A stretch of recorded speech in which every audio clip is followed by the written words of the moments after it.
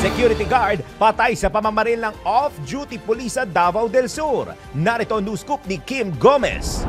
Dead on the spot ang isang security guard matapos barilin sa ulo ng off-duty na pulis sa loob ng bus sa Bansalan, Davao del Sur. Kinilala ang biktima na si Reynaldo Bigno Jr. at ang suspect na si Police Corporal Alfred Dawatan Sabas.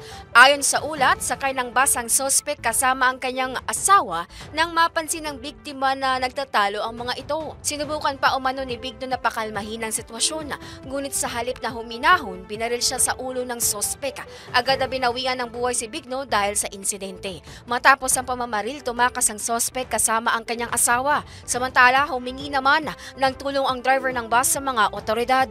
Sa habulan, namaril pa ang suspect at nasugatan ng dalawang pulis. Nakasalukuyang nagpapagaling na mula sa tinamong sugat. Sa isinagawang pursuit operation, nahuli ang suspect at ang kanyang asawa na nasa kustodiya na ng mga otoridad at nahaharap sa kaukulang kaso kaugnay ng insidente.